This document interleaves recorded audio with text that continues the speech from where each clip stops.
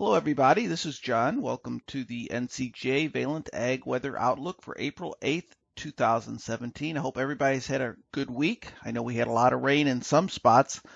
Matter of fact, the Midwest received quite a bit of rain, in most cases needed. And I know when we get this heavy rain, it causes some delays and some concern, but overall, thinking ahead into summer, I think some areas really needed this additional rain and it was pretty good.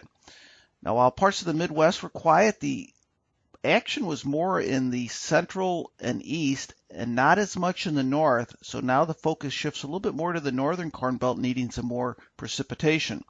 Also, we've had a lot of severe weather, not so much in the Corn Belt, but to our south and to our east and southeast, although there has been some in our area. And this is because we've had this unusually warm weather and it's really brought the severe weather season on early. So we look at precipitation over the last 7 days. You can see eastern Kansas, northwest Missouri, south central Iowa. That area in yellow is 2 inches or more. And that area is probably the wettest area in the Midwest right now. But we also had some needed precipitation over eastern Missouri, parts of southern Illinois. This area was quite dry, so we had some needed rain. And generally, we had some good recharge in those areas. Now, if we look at the longer range, and I guess I wanted to also mention this has been really the action, the south central, southeast U.S., lots of severe weather over the last week, and that looks like that could be busy as we go forward. Now, the last 14 days here, this really shows where the action has been.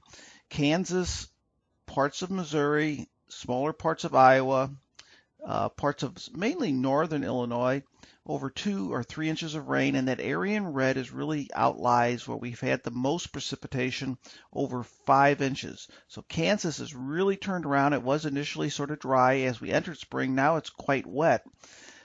Also south central U.S., southeast U.S., lots of storms, heavy rain in that area as well.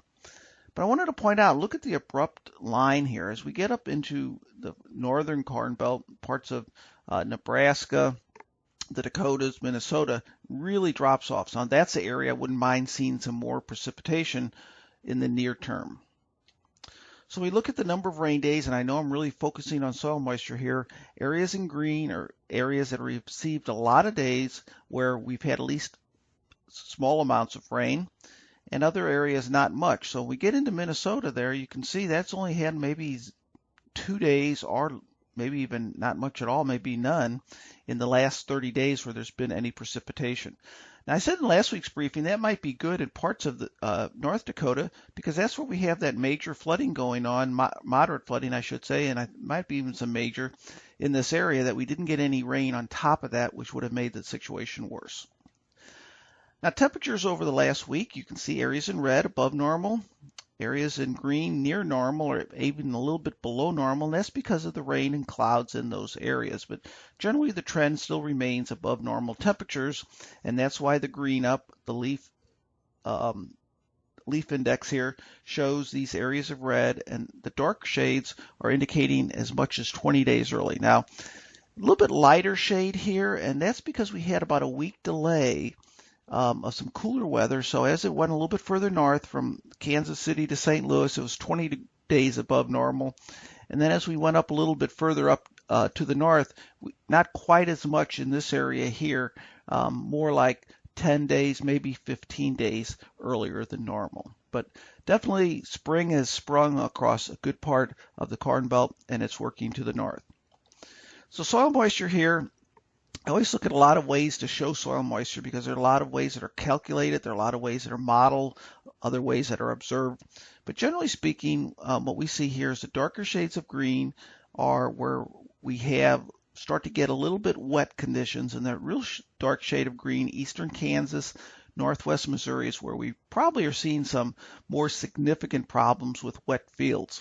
But I think where we get in that light shade of green into the medium shade of green, that's pretty much a good soil moisture profile to have going into the hot season.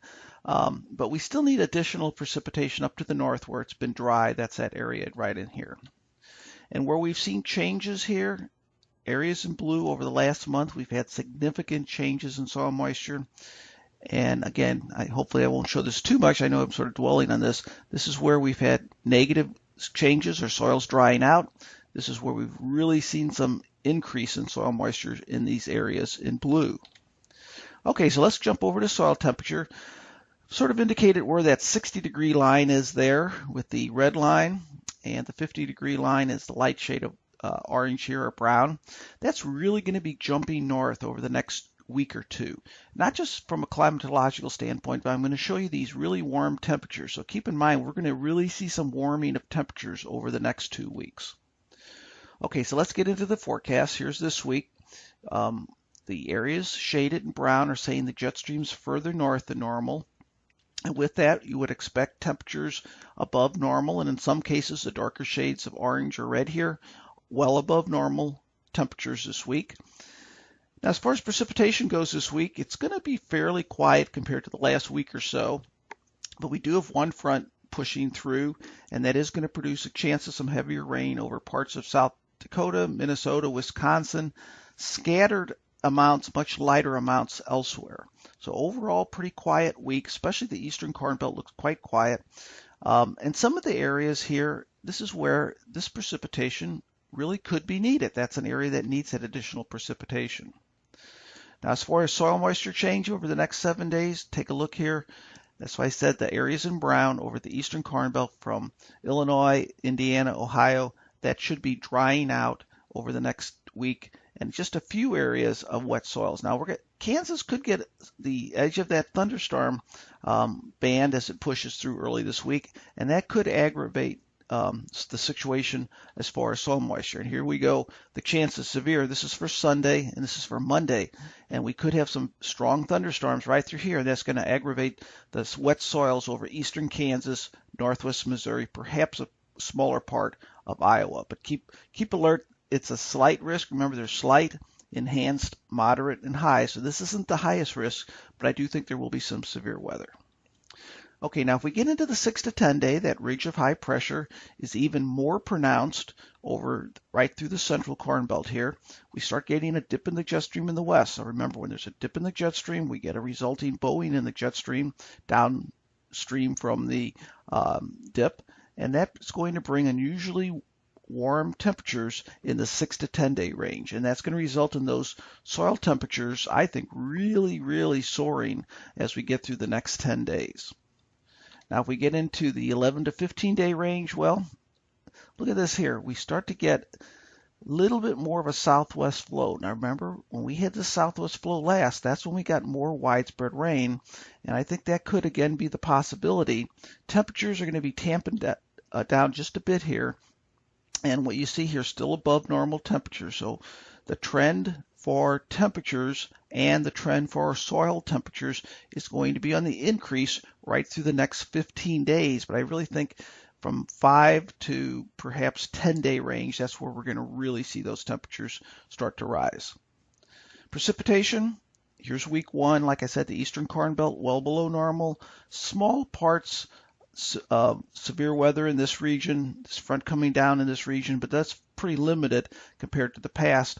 Then as we get into week 2, that possible southwest flow, and I think we're going to have a better chance of rain over more widespread areas. Right now, the models are saying it's more the central part of the Corn Belt and not as much the east on week 2. So your takeaways, there is some severe weather threat. Keep in mind, I described that.